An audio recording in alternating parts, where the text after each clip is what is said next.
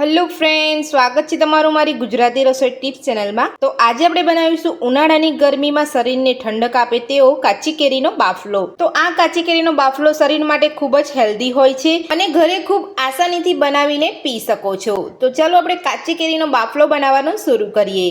તો કાચી કેરીનો બાફલો બનાવવા માટે મેં અહીંયા પહેલેથી જ કાચી કેરીને ધોઈ અને આ રીતે નાના નાના ટુકડાની અંદર સમારીને રાખી લીધેલી છે। તો કાચી કેરીનો બાફલો બનાવવા માટે મેં અહીંયા 250 ગ્રામ કાચી કેરી લીધી છે અને 250 ગ્રામ આપણે અહીંયા ગોળ લીધો છે।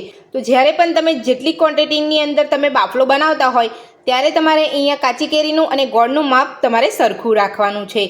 તો સૌથી પહેલાં આપણે કાચી કેરીને બાફી લઈશું। અહીંયા એક કુકર લીધું છે, તો કુકરની અંદર આપણે અહીંયા સમારેલી કેરી ઉમેરી દઈશું। સાથે જ આપણે 1 ગ્લાસ જેટલું પાણી ઉમેરીશું। તો પાણી આપણે અહીંયા વધારે નથી ઉમેરવાનું। જ્યારે તમે અહીંયા કેરી બાફો ત્યારે તમારે પાણીનું પ્રમાણ થોડું ઓછું રાખવાનું છે। અને જો તમે અહીંયા આખી કેરી અહીંયા બાફવા લેતા હોય તો તમારે પાણીનું પ્રમાણ થોડું વધારે રાખવાનું છે। પણ મેં અહીંયા કાચી કેરીને અહીંયા ઉપરની છાલ કાઢી અને સમારીને લઈ લીધી છે, એટલે મેં અહીંયા પાણીનું પ્રમાણ થોડું ઓછું રાખું છું। તો હવે આપણે તેની અંદર નાની અડધી ચમચી જેટલું મીઠું ઉમેરીશું। આપણે અહીંયા મીઠું ઉમેરી લીધું છે। તો હવે આપણે કુકરનું ઢાંકણ બંધ કરી અને 2 થી 3 વિસલ કરી લઈશું। તો 3 થી 4 વિસલ થઈ અને કુકર આપણું અહીંયા ઠંડુ પડી ગયું છે। તો હવે આપણે ચેક કરી લઈશું। તો તમે જોઈ શકો છો કેરી આપણી એકદમ સરસ રીતે અહીંયા બફાઈ ગઈ છે। તો હવે આપણે તેને મેશ કરી લઈશું। અહીંયા તમારે બરાબર કેરી બફાઈ ના હોય તો તમે અહીંયા હેન્ડ બ્લેન્ડરથી પણ તમે અહીંયા કરી શકો છો। તો બધી જ કેરીને આપણે અહીંયા સરસ મેશ કરી લીધી છે। તો હવે આપણે એક કઢાઈની અંદર લઈ લઈશું। તો ગેસ ઉપર એક કઢાઈ મૂકી છે। તો હવે આપણે મેશ કરેલી કેરી ઉમેરી દઈશું। મેશ કરેલી કેરીને આપણે અહીંયા એક કઢાઈની અંદર લઈ લીધી છે। તો હવે આપણે કુકરની અંદર થોડું પાણી વેડી અને બધું હલાવીને લઈ લઈશું। કેરીનો પલ્પ અહીંયા ચોટેલો છે એ બધો જ અહીંયા આવી જશે।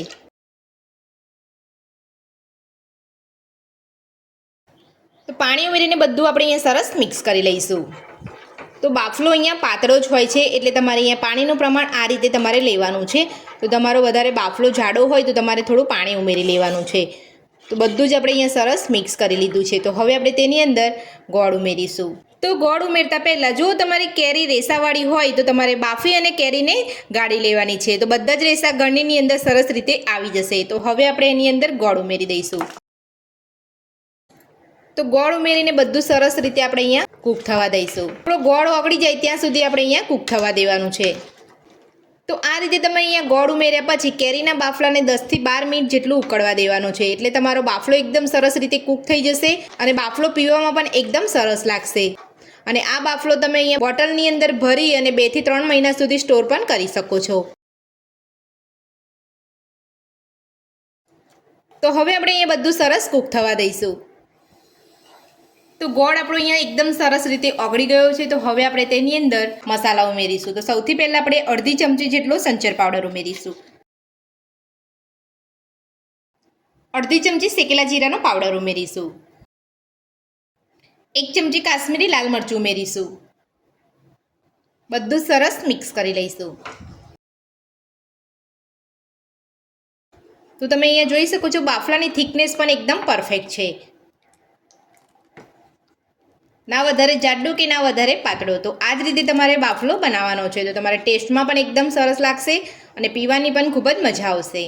તો હવે આપણે 2 થી 3 મિનિટ જેટલું બાફલાને થવા દઈશું। તો 2 થી 3 મિનિટ જેટલો સમય થઈ ગયો છે અને કાચી કેરીનો બાફલો આપણો બનીને તૈયાર છે।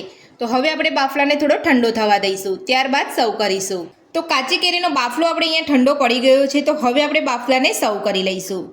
તો બાફલાને સર્વ કરવા માટે મેં અહીંયા 2 ગ્લાસ લીધા છે। તો સૌથી પહેલાં ગ્લાસની અંદર આપણે અહીંયા બરફના ટુકડા ઉમેરીશું। તો હવે આપણે જે બાફલો બનાવીને રાખ્યો હતો તે ઉમેરીશું।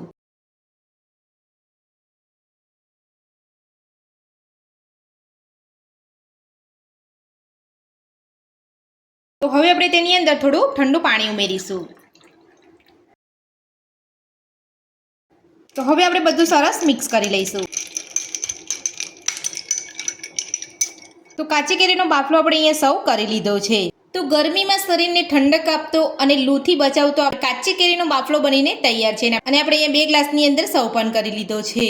તો કાચી કેરીનો બાફલો બનાવવાની તમને રીત મારી કેવી લાગી મને કોમેન્ટ બોક્સમાં જરૂરથી જણાવજો।